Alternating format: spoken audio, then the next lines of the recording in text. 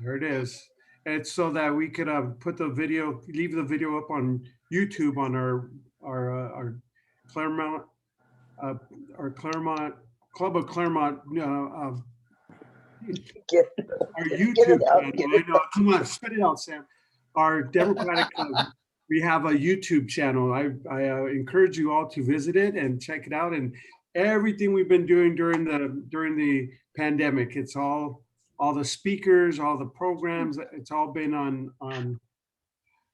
It's all on YouTube, for better or worse. There's some stuff we, just like right now, can't spit it out.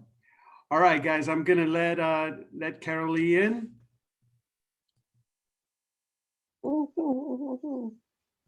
You're feeling strain on your knees, you let me know, okay? Let's see. No, get dislocated. Then what, yeah? Strain. Oh, isn't it strange? Okay, good. All right, ankles. Can you do the Is circle? Carol Lee in? Carol Lee. Yes, Carol Lee is she's hiding herself as a Camille. Okay. Well, happy birthday. Welcome everyone to our last meeting of the hopefully our last Zoom meeting for the general membership for June 28th. And we're gonna really kick things off with a special happy birthday to Carol Lee. Happy birthday, Carol Lee. Happy birthday. Happy birthday. Birthday. Thank you very much. Happy birthday. Yeah. And we have a little gift for her, so I'll be right back.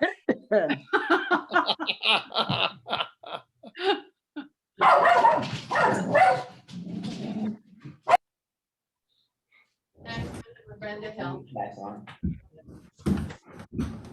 Ah, beautiful.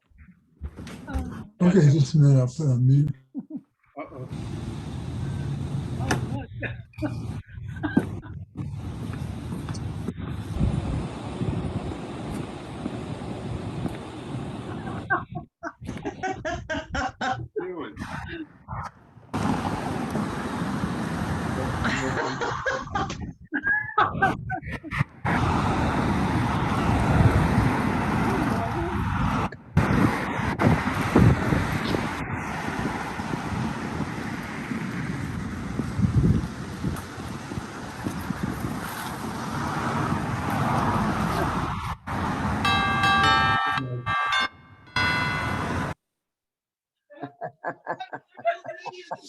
Perfect.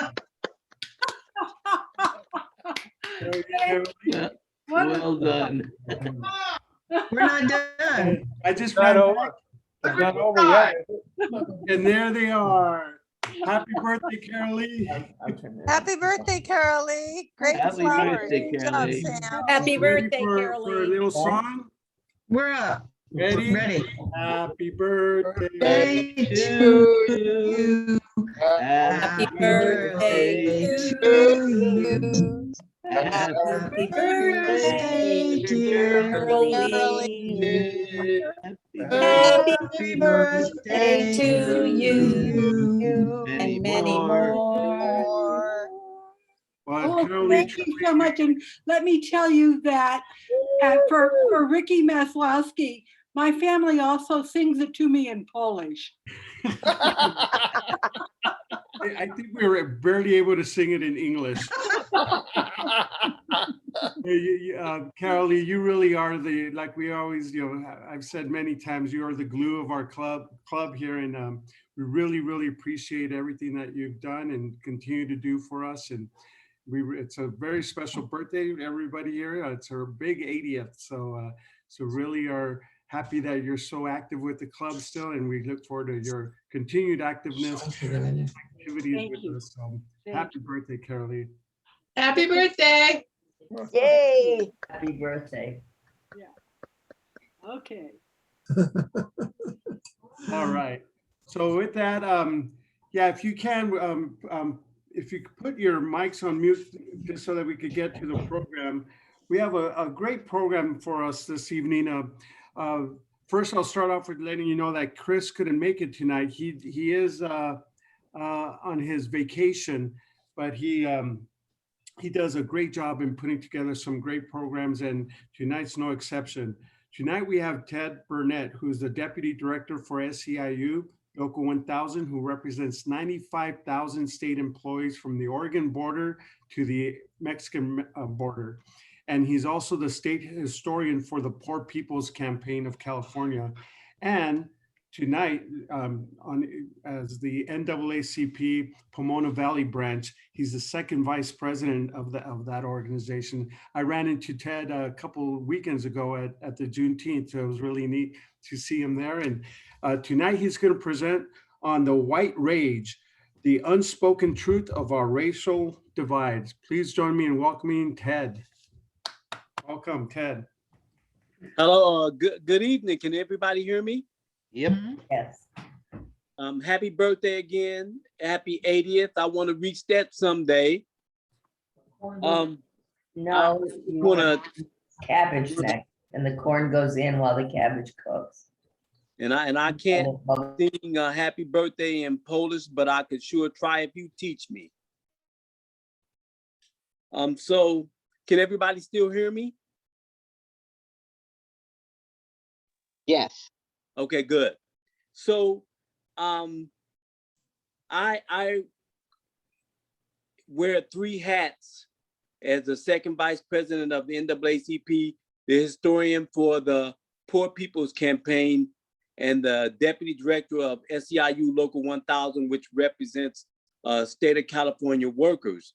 And so in order to put the white rage and the critical race theory concept in perspective, since it's been on our plate exclusively for the past year, we have to understand about the history that we were not taught.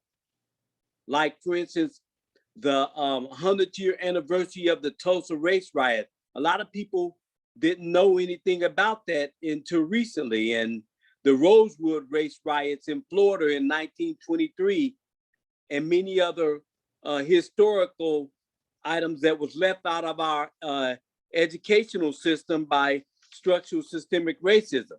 There's a good book that I teach out of, is called The Lies Your Teacher Taught You, which is a good book that re-indoctrinates us on history, but it brings in the things that we wasn't never taught growing up in our school system.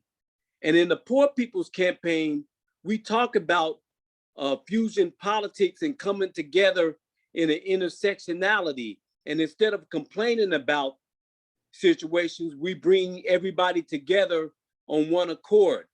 And we generally deal with it from a historical perspective about the first Reconstruction, which came out during slavery in 1865, the second Reconstruction, which came out of the Civil Rights Movement in the 1960s, and the current third Reconstruction that we're in now.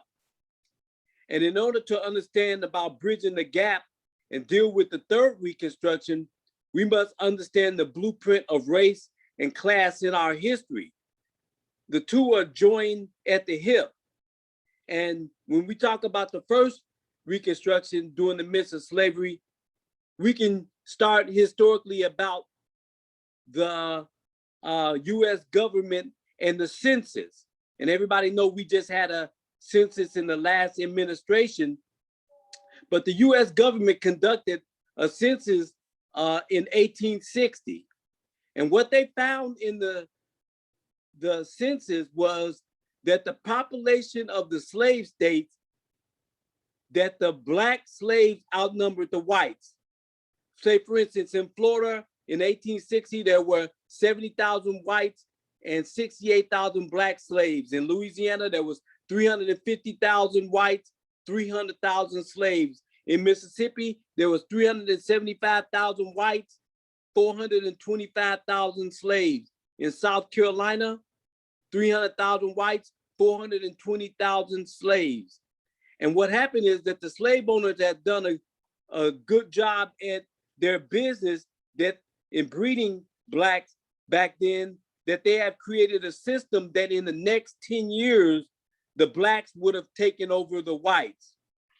And so if you also look at the historical perspective after the 1860 census, you will also know that 5 years later, the Emancipation Proclamation was signed in 1865, and black men, not women, were given the right to vote in the election of 1870.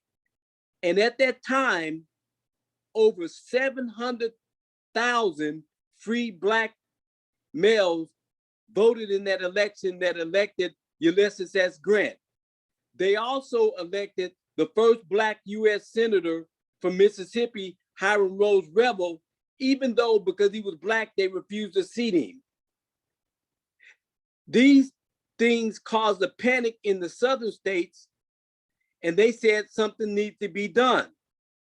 At that time, they started off by getting rid of the Freedmen's Bureau. They later passed the Immigration Act of 1882 that was signed by Chester A. Arthur, and the Chinese Exclusion Act of 1882. This subsequently kicked off the US national immigration policy from Ellis Island from 1885 to 1955, where they brought in 20 million Europeans, white Europeans from Europe, to balance out the 1860 census numbers that they had. And they gave these peasants from Europe land that they were supposed to give to the blacks with the 40 acres and a mule that General Sherman promised, and also gave them Native American land that undergirded these peasants and taught them by government schools to be able to farm and everything else, which gave them an unfair advantage. Now, during the second Reconstruction, another policy of them was the political component. That political component was called the Southern Strategy. And it was made up of Southern whites calling themselves Dixiecrats, who were conservative extremists who revolted against change and the civil rights movement. They didn't like the fusion politics of working class whites, black and brown coming together. And their goal was to control the political system and put a stranglehold on social mobility and civil rights gains, and thus also stopping people from coming together and to also to form unions. It also convinced those poor whites to vote on racial identification rather than economic interests.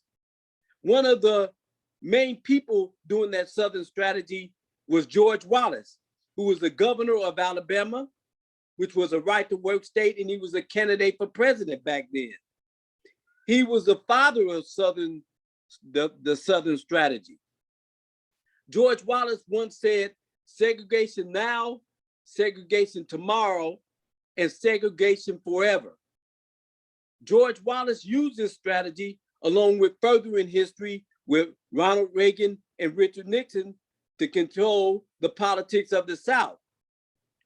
The Southern strategy had an electoral component that is designed to control the former Confederate states that had slaves. So 15 states, including Kentucky, West Virginia, Maryland, and Missouri, which is all right, were the white states, those 15 states controlled 30 US Senate seats, 160 congressional seats, 15 governorships, 15 state offices, state houses, and 190 electoral college votes out of 270, which needed to determine public policy. So they had the structure of immigration from Europe, the political system, and then use that decision to influence presidents across our nation throughout history. And it made those decisions was contrary to what our moral compass is in dealing with people. Let me give you an example.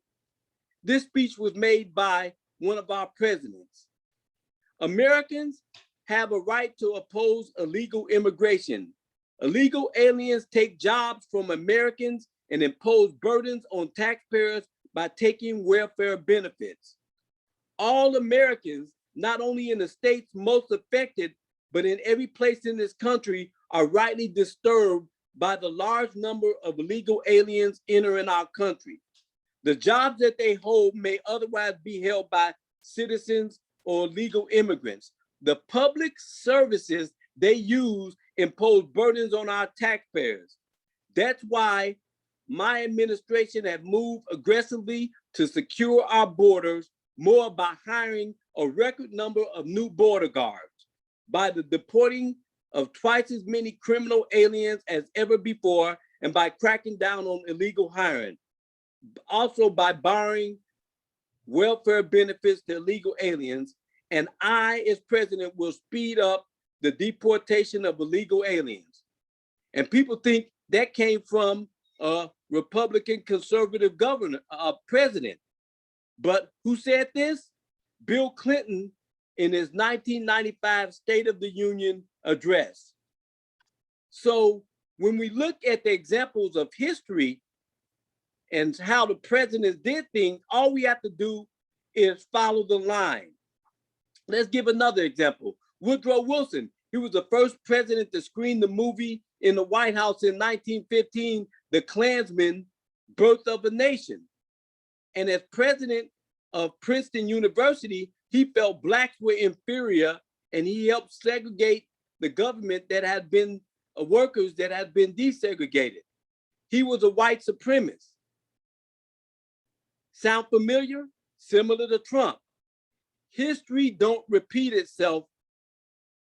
People repeat history. Let's talk about another president, Herbert Hoover. He led the Mexican repatriation and the mass deportation of Mexican and Americans between 1929 and 1936. 60% of those deported were birthright citizens of the United States. Let's give another example. Everybody talked about George Bush and Hurricane Katrina. But if people understand and know their history, they would know about the Great Mississippi Flood of April 1927, where over 200,000 African Americans were displaced from their homes and forced to live in relief camps for long periods of time. Over 500 died and 100,000 was homeless. And Calvin Coolidge, the president at that time, refused to visit the area, and they opened up the levees to protect the white land and flooded the black areas. And they used the dead black bodies to plug up the dam. Let's talk about another president. We can talk about President Eisenhower. In 1942 to 1954, there was something called the Bracero program. And that Bracero program was canceled when it led to the deportation of Mexicans from the United States under President Eisenhower in 1955. This racist program was called Operation Wetback. They deported hundreds of American citizens of Mexican descent, and over 1 million people was deported and hundreds died in 1955. Sound familiar? Let's talk about history that wasn't taught to us. Let's talk about Franklin Roosevelt. Through his executive order 9066 from 1942 to 1945, he interned the Japanese Americans in 10 different camps nationwide. There was one out in Tule Lake, Manzanar, and over the course of that time, 120,000 Japanese Americans was interned. But he didn't go out and arrest the German Americans or Italian Americans. He did it only to the Japanese Americans. And let's look at that the part that they used with Fort Sill, Oklahoma.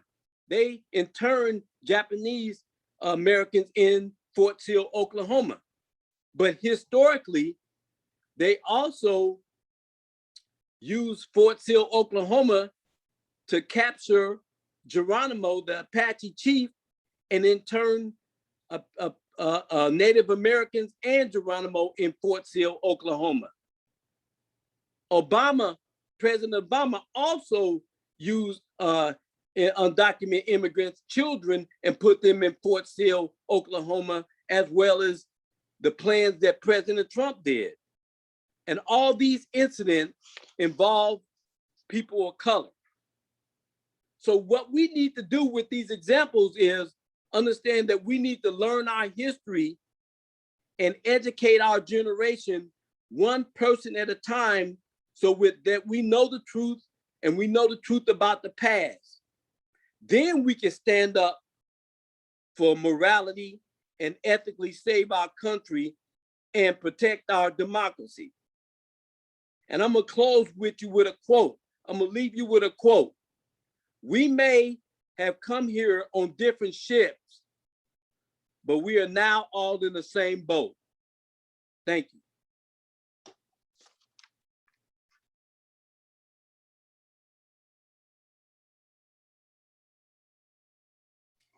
Couldn't unmute myself there, but wow, Ted, that was pretty powerful, man.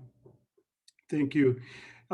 If you'd like to, can you take a couple questions, Ted? And if you have questions, folks, please unmute yourself and speak up. Unless you have your hand up, I'll recognize you.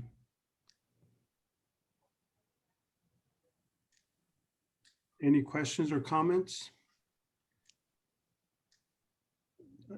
Dee, see, I could unmute yourself. Unmute yourself. There you go. Thanks. I'd like some advice from you, Ted. Thank you for your wonderful presentation.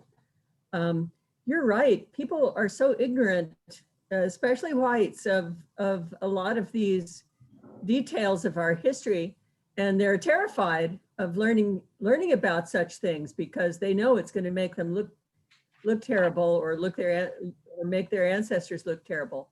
I think the Poor People's Campaign and several movements like that have been able to form very powerful coalitions of different groups, religious groups and secular groups, people with labor backgrounds, people who are highly educated intellectuals, all racial groups, et cetera, et cetera. And yet it seems to me that this giant coalition, which probably is the majority of the population, I don't think the white supremacists are a majority. They might be a majority of whites in some areas, but not of the whole population. I just am stupefied by our inability to mobilize this potential coalition to get these people to, back off, stop gerrymandering and suppressing the vote, and keep them from acting with such utter impunity every time they want to have a hate crime, or a police officer accidentally kills a youth or something like that. I just am dumbfounded that we can be in the situation that we are in, and yet we have this vast human resource that we could deploy. What do you think? You've got such a broad background, Ron. I think that you have the great perspective because you understand that there is a problem and that there has been structural systemic racism. So the more that we learn about history, one person at a time, by bringing these coalitions together in an intersectionality, then we can be able to overcome it. Because we started the Poor People Campaign 3 years ago when nobody heard about it. And now it's gaining momentum step by step. We had a broadcast from North Carolina last week. Reverend Barber and Jesse Jackson got arrested, protesting about the senator from New Jersey and Mitch McConnell, and things are getting momentum. And so what we're planning on doing is we get ready to continue to grow, because we're going to do a march on Washington. doing June 20th, 2020, we were gonna have a march on Washington, but COVID hit. So now we are planning on mobilizing and going to Washington again, June 18th, 2022. So, you know, visit the poorpeoplescampaign.org, get involved. We every day we bring people into the fold, and it's our chance to make history and set a foundation for the future children to have something to live for, where everybody come together on a moral compass to save our nation and to save that, because we start pointing fingers at the wrong people. People need to know about history, that there were abolitionists, white abolitionists, who fought and ran the Underground Railroad and worked together. So we're bringing everybody, all religions, races, creed, colors, gender, all together. And if we fight as Americans, coming together to save the foundation of who we are as a nation. So you're right on point. Ted, we have a question also from Robert or Peggy, or both of them. It's from Peggy. I really appreciate what you've said here. As an educator, I taught for almost 30 years at one of our community colleges, and I understand the importance of teaching history. I'm an historian. My thought on this is that education happens in classrooms, public schools in the state of California. In fact, the way the educational system is set up, states are in control of what gets taught. So what can we do? And I have answers, but I want to hear what you think, to pressure the folks who define what gets taught in California schools so that it is inclusive, that it does consider the many players, because the African-American community is very, very important. But in California, we also understand that we're a very diverse society, and we've got to open a door or that's not a good metaphor here, but we've got to get a lot of lessons taught. And how do you think we do that? Well, I know that there has been some bills put up about critical race theory, and that's why the Republicans and the conservatives don't want to talk, because then the truth is going to come out. So we know that people are starting. The first point about it is that people being aware, because people don't understand that the stuff in the textbooks that's been for the last 30 or 40 years has come from conservative people from Texas who own the means of production, and by structural systemic racism and controlling the educational system, they put out what they want to do. So the resurgence of people wanting to teach history and everything else is the first thing. But then we need to also stay with our legislators to push out the real truth and the history. And I like what the History Channel continues to do, because they had a thing about the Tulsa race riots, and a lot of people didn't know about everything that was going on. And just the other day, they have forensic evidence now, even though people lie and say it doesn't exist, where they had bodies of children who were shot and everything else like that in historical perspective. So the more that people are aware of the things, the better that we can get to have them start putting the curriculum in place. So my thing is that, first of all, not only with the legislators, but we got to make sure that we get Governor Newsom fight back their recall and then push from there. Okay.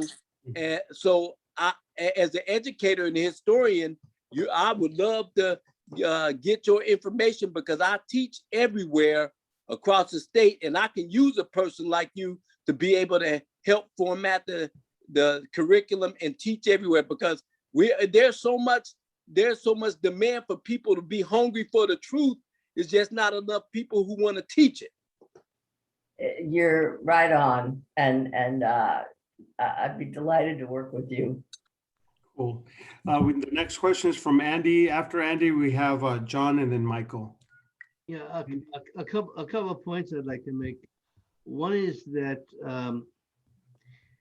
the origins of this country were never democratic, and it was not just racial. Every single state had conditions of how much property you had to own and how much wealth you had to own before you could vote.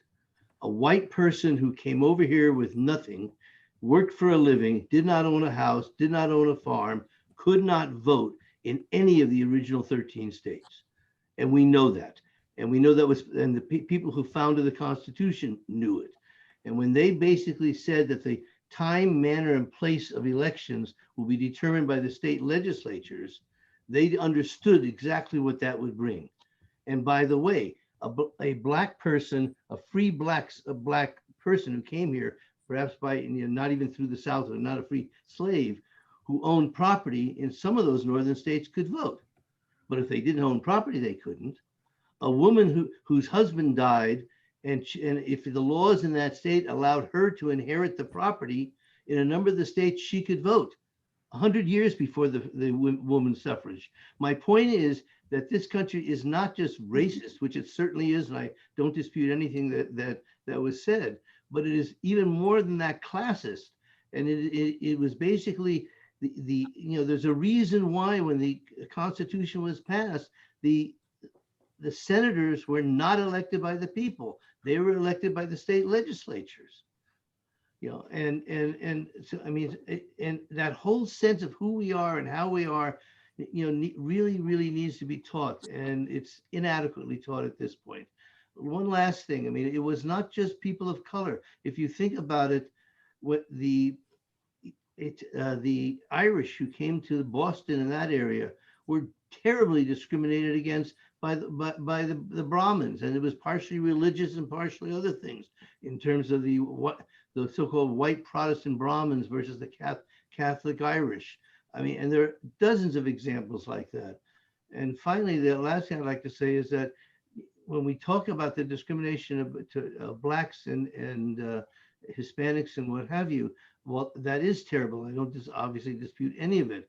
But if we're going to talk about dead children, let's talk about the children who were abused in all the Indian schools that we forced all the children of Native Americans to go to, and what was going on in every single reservation, and in fact goes on to some extent today, and they're still fighting to change it. So that I guess what I'm trying to say is the whites who are arguing that we're trying to paint a very negative picture of the country. Unfortunately, there's truth to that.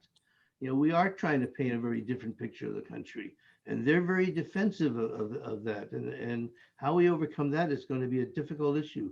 History is obviously a part of it, but they don't want to hear it. Yeah. John? Yes. Can you hear me? Yes. Okay. The question I had is, in your opinion, in terms of voter suppression and gerrymandering, how bad do things have to get before massive civil disobedience is called for? It's bad right now. When the voting rights bill was gutted on the 5-4 Shelby decision, it allowed them to run rampant. There's over 240 different pieces of legislation to get rid of voting rights across the United States, and they need to push for that new voting rights bill to be passed to be able to stop the Republicans and the leaders in those states from being able to steal the next election. And so it needs to be bad now, just like the revolution of what happened with George Floyd. We need a revolution to talk about voting rights and civil rights and human rights and everything else, and environmental justice. And the whole plan that we push with the Poor People's Campaign has to do with those pillars to be able to do that. But the voting rights is so important now. It's strategically the number one thing that we need to worry about outside of the environment is voting rights. So revolution needs to happen right now. I totally agree. And the fact is, we get these Democrats in name only, like Merrick Garland, allowing the Teenage Mutant Ninja Turtles to paw through the ballots in Arizona without doing anything about it, even though they're breaking multiple federal laws, to mine is an atrocity. Yeah, we'll have all day to talk about Garland. He needs to get off his ass. I mean, excuse me. Get off his butt and do something. You said the truth, brother. Yeah, Michael Bose. Oh, hi. Yeah, I got it. Thank you. Mr. Burnett, thank you so much. This is just an excellent presentation. And you know, as an old white guy from the North Valley in California, I came to a better understanding of the history of this country through music. And I'm an educator, and I taught the history of jazz and hip hop. And my students come into my class and they look at me and they look back at their schedule and they think, and they have this quizzical look on their face. And I say, are you wondering whether you're in the right class? And they say, well, yes, I am. And I say, yeah, I know, I'm an old white guy, but you know, sit down and we'll talk about some stuff. So anyway, that's how I came to it. And there are, you know, like just with what do you think the effectiveness is of integrating the arts into the movement? And I know this has been a thing for a long time, but is there something we can do now to amplify this powerful platform that will reach millions of people regardless of their ideology? So that's. Well, you know, in the Poor People's Campaign, we have a music part of our ministry that we do, and the poetry and the music and everything that we do. So you can get involved there, because we all know that the music is a universal language, and there wouldn't be no music today without the jazz and the blues and history that came from before us, because they didn't care. As long as doing prohibition, all they needed was bootleg liquor and some good jazz and everything else, and they didn't care about race while they was within the confines of those walls. And if they listened to the earlier music, that was where the revolution came from, and the groundswell of the civil rights movement, and about the ills of society and everything else. I'm a Robert Johnson blues man from old school, talking about going to the crossroads. And everybody needs to go to the crossroads in the point about history, to understand that we're at a crossroads in our history right now, and everybody has a chance to be part of history. And whatever your gift is, the Poor People's Campaign will bring that gift to heart so that we can reach all type of people and bring things together for everyone. I'm a trumpet player from long time ago, from when I was young. So I'm down with the music component of that and bringing people together. Very cool. Karen, did I see your hand go up? Karen Chapman? No. There is in the chat room, there is a question from Carol. I don't know if you want to say it out loud or if you'd like me to read it. Oh, I can read it, or you can read it if you want.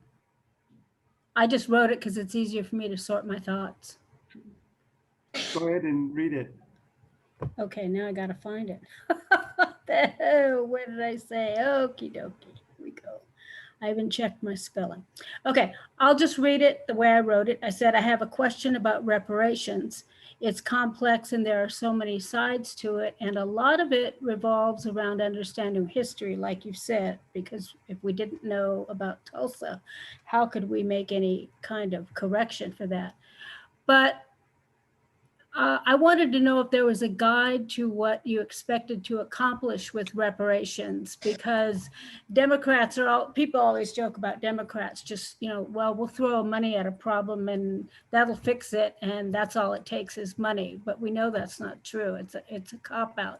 So much of this problem with race is within us as individuals, and we each have the responsibility to deal with that. At least I believe we do. But when it comes to reparations, you can look at facts and figures like Tulsa. They lost all of their property, all of their wealth. weren't able to build it back up, so they didn't have something for their descendants to inherit. And so then that wealth wasn't carried forward the way it is for white people who, let's say, own the plantations or whatever.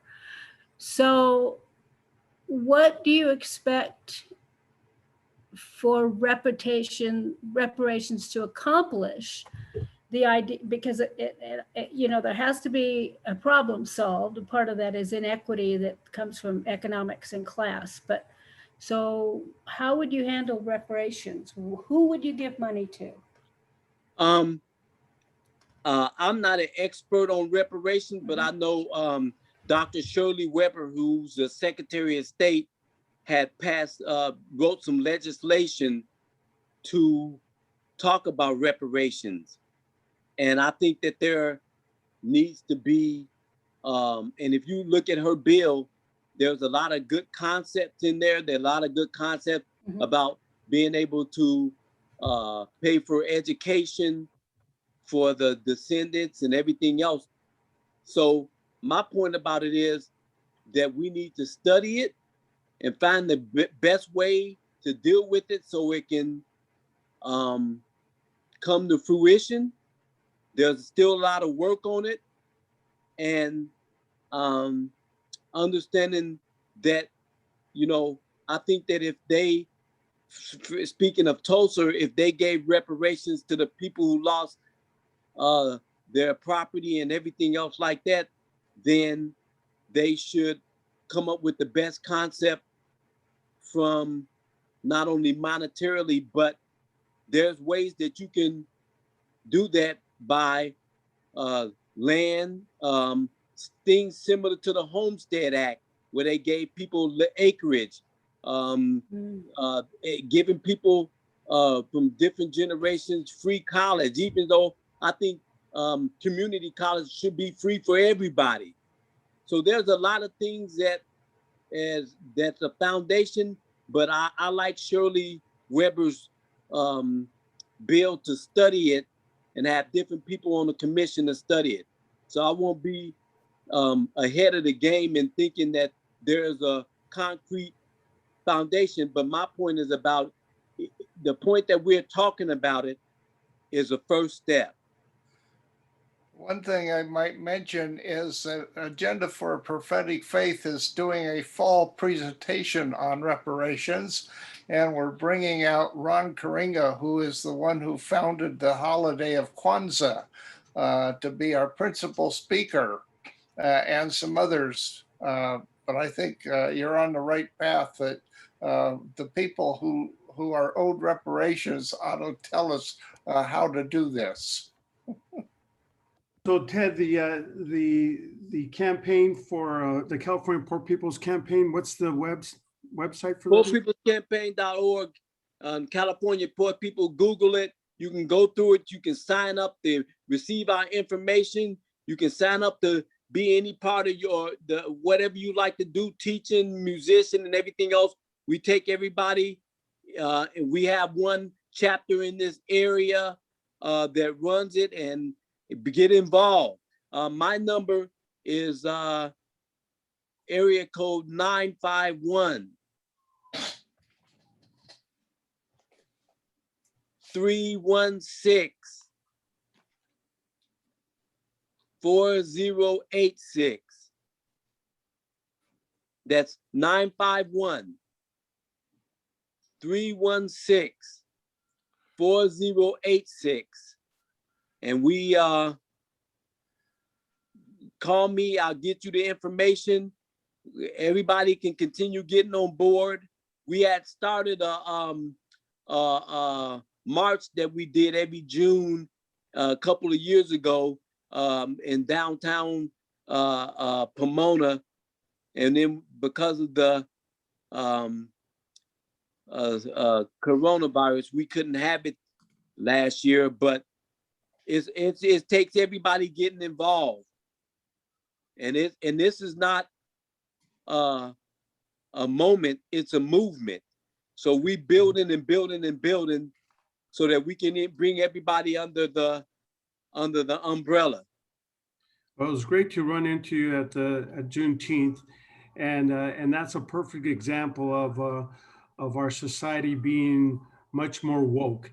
And even in the shadows now of the Trump presidency that just promoted so much hate and division, I am hopeful, that, especially with our younger generation, if not through the schools, through social media, they just get it in better ways than my generation has. And I see it, and I saw that with Juneteenth and now the holiday Juneteenth. So Ed, thank you very much for the message, for your talk today. And we really appreciate it. And we look forward to crossing more paths with you and being part of the movement. Thank you so much, and have a good evening. Cool. Thank you too. All right, guys, that was great.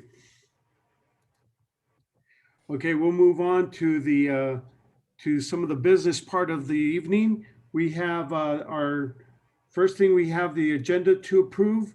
Is there? Did everyone get a copy? You should have received it via email. The both the agenda and the minutes. Is there a motion to approve the agenda tonight? So moved. We have a Second. motion and second, and without objection, so ordered. And same with the minutes of May 31st. Move adoption. Second. All right, we have a move and a second on without exception, so ordered. All right, so with reports, so like I mentioned at the beginning, that we are hoping that this will be perhaps our last Zoom meeting for now, and we have the 2-month break for summer. So when we get back in September, we're hoping to be in person, and that's assuming that we will be able to go live over at Pilgrim Place once again. So we're still nailing down some of the details. We have a couple months to work on that, but that's the goal. And we really hope that you keep posted via your email, but also via Facebook. You know, the club does have a Facebook page. We encourage you to sign up for that, and also check out the YouTube page so you could see and some, like I mentioned earlier, some of our previous presentations, and it's all recorded. Sam, can I raise a point? Yes, please, Andy. I'd like to ask that people think about whether how do I phrase this? I suspect that given the age of some of our members and all the rest of it, there may be people who are much more comfortable in a Zoom context than they are getting in their car and driving to a meeting. And I think what we need to do is, one, ask everybody who's listening to think about that. Should we go back to only an in-person meeting, or should we somehow blend it? And I'm not quite sure how that's going to go on. There's some technical questions here, but I think lots of organizations are facing exactly that issue. Yeah. And I'm guessing there's going to be technological ways that we could, have a screen with the Zoom pictures at the same time we have a meeting in person. But if people have ideas or preferences, let any of us on the executive committee know, because I think we need to understand if there's a groundswell that's something we have to accommodate. Absolutely. Well, Andy, there are a number of churches that are doing a hybrid thing, which is in person as well as Zoom, but it takes quite a bit of technical expertise and some equipment, and you need somebody who can run everything. So we have 2 months to figure that out. Yeah, you're absolutely right, guys. And what's funny is if you do want some entertainment, go back to our very first Zoom meetings, and you could see how much we had to catch up on this on the Zoom calls. And I still remember our very first meeting where we were trying to, actually when we were doing the summer thing. Remember, not the summer. What were the slams?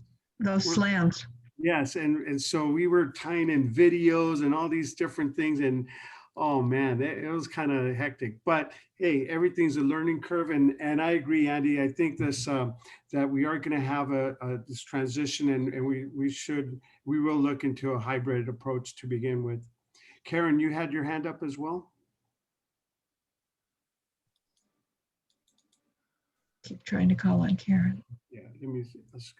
Maybe that's easier if I, Trying to unmute herself, it looks like. or you could press your space button. There you go. Sorry, Hey, that part is new.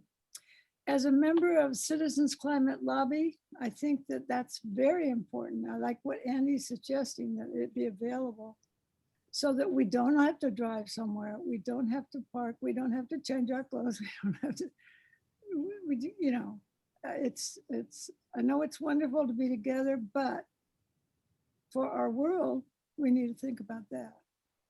I agree. Couldn't there be like quarterly in-person get-togethers and, you know, that are integrated? Yeah. Yeah, and I think I suspect that we'll probably keep our executive, or we'll still have maybe some special executive committee meetings to nail this down. So we don't have a schedule on that yet. But regardless, I do hope that we do need to build up our numbers audience for our Facebook so that we know that people are watching our notices and seeing the agendas going out. Well, right now, Pilgrim Place is still way up in the air about outside groups meeting here. Hopefully by the end of summer, we'll get that sorted out. The one thing we do have sorted out is our money. So we have Carol, and major kudos to Carol for helping us put together the really nice surprise for Carol Lee today. And Here. He's does a great job with our party planning and our money. So Carol, what's the update on the treasurer? It was a lot harder to party plan without Carolee, believe me. Who would I consult with? Where did she go anyway? She's invisible right now, but She is. She's there. Oh, there you are. You know, right before we started, I looked at my Quicken file to see the exact number that we had. And did I write it down? I believe I made a deposit the other day, very small one, and we had 7901 or something. So I'd say we have nearly exactly $8,000 right now. We've just rejoined the Chamber of Commerce for 200 there, and I'm applying for our booth at the Village Venture, which they are going to be putting on this year. So I'll be spending another $225 pretty quick. And then also, in order to do that, I have to order insurance. So there'll be a $500 charge, or $550 they charge us through the Democratic Party. So we'll be down to the low 7,000s. We really need to get people who haven't paid their dues to start remembering us before it's already 2022. So I may send out or something, or give it to Andy to send out a little notice, a reminder. So that's the bad news from me. Well, but hopefully with the Village Venture, we could build up our membership again and really use that as a membership drive. We always look at that as a great opportunity to present ourselves, and hopefully we'll have a few ideas about politics that people want to read to stop by the booth. Cool. That's Carolee's department. Any questions for Carol? All right. Our VP of programs, Chris, is somewhere in the Grand Canyon right now, so we won't hear from him tonight. But he does. He's working feverishly on some really neat programs. I think in the agenda there is well, I guess he got himself. Chris is going to be presenting on Google and the New Abolitionist on September 27th. So when we come back for our membership meeting, so that's how great he is. He booked himself. All right, and then membership, Andy, VP or membership. Well, I think the big issue, as you say, is to expand the membership, but also I think there's a concern with finding ways to integrate younger people who might want to get involved.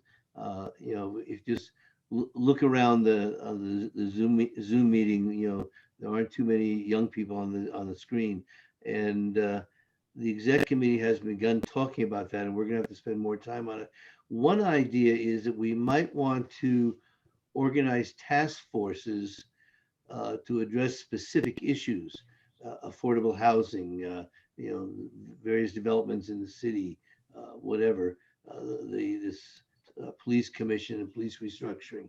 And if we form those sorts of task forces to actually do something, attend commission meetings, city council meetings, get in, write short papers or comment sheets, we might be able to use that that would attract the energy for the younger people. Obviously, there are lots of groups in town, but most of the young people are not involving themselves with us. And we have to somehow ask ourselves, why not, and how do we get younger people involved? There tends to be a hiatus when people got young children or are busy raising children and building their careers. So that you get this polarization. Older people, retired people have more time to get involved in politics, and young people somehow find the energy to get involved in politics. But we only have the former, not the latter. And the question is, what can we do about it? Well, I've told you time and again, if we give them something to do. We had our headquarters open up for Elizabeth Warren. I had a ton of young people involved. Exactly. And I went walking with them. It was a delight. We're going to be having elections coming up very quickly. I don't think I'll have too much trouble recruiting young people to go walk for Katie Porter. Good point. I think again, that's sort of, I think you're right. That sort of activism, something concrete, rather than coming to meetings, is what's going to, or hopefully will attract people. No, they'd rather eat arsenic than come to meetings. Even Zoom meetings. Karen, you have your hand up? Or is Yes. that from last week? Yes. Can you hear me? Yes. Okay. I was just thinking, can we have a reduced membership or maybe even free for young people? Because they don't have a lot of money, and that might make it different. Karen, we already have it doesn't say free, but it's a hardship. That's what I'm trying to think of. A hardship edible thing there that some people pay $5. Not very many in our group, but we have had people who pay $5 or nothing that we've put on the roster. Good, great. There's only one lady who's an old lady, whoever keeps it up every year, though. The younger people that we've met, even at Village Venture, haven't proved to keep coming. So maybe the money has something to do with it. I don't know. That's part of like how we keep them. How do we keep them engaged, as Andy was saying? Yeah. And realize they want to be with their peers. We're already doing a great job. There's not a single Democratic club that has a outfit going like Carol Lee does over at Claremont High School, sometimes with 60, 70 kids. True. That's true.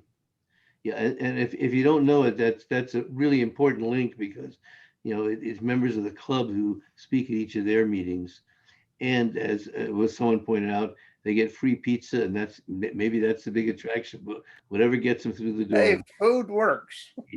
It's worth it. Absolutely. Right. So let's not beat ourselves up. We're already doing a job better than probably 95% of other Democratic organizations. All right, for our corresponding secretary, speaking of young people, we have Michael Bose. Yeah, if I'm young, we're all in trouble. You look young to me. Okay, well, thank you. That's the nicest thing anybody said to me all week.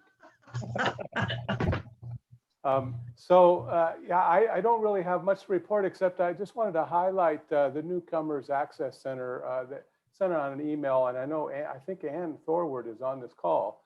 That posted that the volunteers packed up vehicles with 274 pairs of shoes and 5 pairs of socks each, and delivered them to the migrant children at the Pomona Fairplex. And I know that many of us got involved to some extent personally, and the club also was involved. And, that's the way it works. Everybody, pitches in what they can. And so I just wanted to congratulate Anne on her good work. And I'm happy to know that she's here tonight. Here, here. And we're hoping to have a big fundraiser and banquet for Ann's group over at Pilgrim Place later in the fall. I've got it scheduled. Whether we'll be able to do it, we don't know yet. That'd be great. All right, Michael, thank you. And then let's see, Merrill is our Voorhees voice, and where's he at this He's week? here. Is he on a boat? He's in New Mexico. New Mexico. He was on the call a little while ago. Yeah, I think he's the big M here. Yeah, I agree. Oh, yeah. Well, I don't know if he could hear us. Merrill, can you hear us? Maybe if we all shout really loud. We'll move on to political strategy. I did see Debbie's on. There Hi, we go. folks. Hey, Debbie. Hey, Debbie.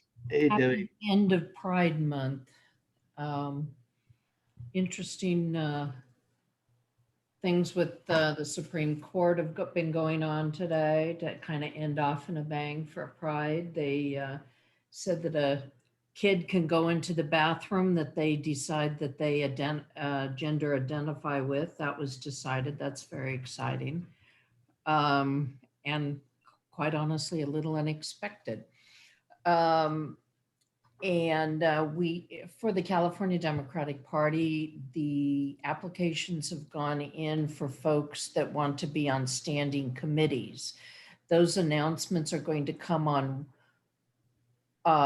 Thursday the 1st. So folks will know if they have committee assignments. And then once we find out, then we can start integrating the different folks to give us information. And if you have things you want done within the party, we can help direct you to folks to get actions such as resolutions, legislation, different, different priorities that each one of us might have, and we'll get that information out with contact information once that happens. Anything else other than it's been kind of quiet? Yeah, Deb, I'm wondering, what do we know about timing on the recall election and what the clubs are going to be trying to do to, prevent the recall? They're just gearing up on that because the recall was certified that they had enough votes. That was like last Thursday, maybe. The process is then it goes to formulate a budget and tell people how much it's going to cost. The guesstimate is between $300 and $450 million. Thank you, Republicans. Our fiscally wise Republicans, not. And also the decision is going to be made on whether it will be paired with an existing election, which may be that they, rather than doing a special election, because if you compare it with an existing election, then there's a couple things. Number one, for us, it'll be better turnout than special elections, but also for the purposes of cost too. So that's in process right now. As I said, it was just referred last Thursday. And and by the way, only 43 people retracted their signatures from the recall. 43. 43 total, yeah. Yeah. What's your guess, or does anyone know when that election is liable to happen? Are we talking about late fall or what? No guess, because again, they're trying to see about pairing it. And right now there is no standing election out there that I'm aware of. If it might, they may try and push it off to the primary. Wow. There's a question Which from would be Cass. good. I didn't hear you, Sam. A question from Cass. Oh, I was just going to mention, we Move Forward is meeting tomorrow night. And when Claudia circulated the notice of the meeting, she mentioned she attached some other things, and there is a card campaign that you can request Right. addresses and to stop the recall. And I didn't see any text for it, but I imagine you could just say stop the recall. There's no reason for it. And They have addresses that are targeted to of Democrats to send it to, I think. I think they also need to work on, and really decide on their messaging, because right now it's stopped the Republican recall, and I'm not so Oh, no. that's a good approach. I personally think the biggest thing that Gavin Newsom could do right now, this is just my personal opinion, is to lower the car license fees. That's what got Gray Davis into trouble, and we've got the money to do that. And it's in our Constitution that they should lower the license fees. So if people get their license fees lowered from $350 a month to $100 a month, that might have an impact too. That's just my personal opinion. But it's worked before, right? Exactly. It worked against Gray Davis, and that's why I'm saying it would work with, I think with Gavin. Right now, Gavin's numbers it's hard to have him go through that it would be recalled. He would be recalled. The biggest thing we would have to work around is, of course, Democrats and the turnout. Yeah. Have to get them to vote against the recall. All right. One good news is that we're not seeing Cox and his grizzly bear commercials anymore that I've seen. I think he's run out of money. I agree. I think Faulkner, he's getting some commercials out there, but yeah. Could we put something else on the ballot along with this, like free beer or free Bitcoins? Something, yeah. All right, well, that's it for our reports. We have no items under new business because we are still in the process of putting together all the recommendations from the executive committee. So we're hoping to have that done by September. And then the upcoming programs, we will be looking at different ways, as Annie pointed out, we maybe a hybrid approach when we come back in September. So we'll keep you posted on that, and we'll work through Michael's emails out to the group here. Anything else for the good of the order, aside from we'll be celebrating Carol Lee's birthday until we all see each other again in September. So anything else? Just a little bit of information from West Virginia. Our House of Hope team had a Zoom meeting with Joe Manchin's staff, and whatever you think about Joe Manchin, his staff is first rate. And they're being very supportive, I assume. They were very supportive. Of course, we'll only know that when the check arrives. Robert, announcement, comment? I think you're on mute, so let me see. Thank you very much, and it's nice to see everyone, and thank you for that wonderful meeting and presentation. There are two observations which I hope that people might take notice of. I think we all should be celebrating the great success that President Biden had at his recent summit meeting with President Putin. There were a lot of people on the Republican side and even a few on the Democratic side who did not want that meeting to succeed. And I think President Biden did an excellent job in acquitting himself at that meeting and establishing clearly that relations with Russia need to be brought back onto a track where the two countries can transact business. Also, in the joint communique that came out of that conference, they put something which I know has a long tradition in this club. They put the issue of control of nuclear weapons back on the agenda. And that's something that the both sides have already established working groups to reinvigorate and re-explore the very critical nuclear weapons treaties that protect the security of the world from prevent us from having a nuclear war. That having been said, There's also a local new development, which Peggy has posted a link in the chat, and I also sent the link to Sam and to Chris. Yes. There's a very good possibility that in this region, we will have a open congressional seat having to do with the possible appointment of Adam Schiff to fulfill a vacancy in the United States Senate that would be created by the resignation of Dianne Feinstein. There's nothing, retirement. There's nothing significant about that, secret about that, and the gossip has been all over the newspapers. The question then is, what does it mean for this region? A, there's no guarantee that Adam Schiff would get that appointment. There are many other members of Congress who could present a very strong case to Governor Newsom asking for that appointment. Also, but if Adam Schiff were appointed and his congressional seat became vacant, there are two issues that need to be paid very close attention to. One is that we're going into the reapportionment, and whatever election we have next year is going to be in the reapportioned congressional districts. That's something that local activists need to take part in and be aware of. The second part is, if Adam Schiff did create a congressional vacancy and that seat became open, there are probably 4, maybe 5 local elected officials in this assembly and in the Senate that would like to contest that congressional seat and could face a very exciting primary involving some of our local senators and assembly people running against each other. The reason I said all of that is that I did put an article on the Regional 11 Facebook page, and also Sam and Chris both have, Peggy posted it in the chat.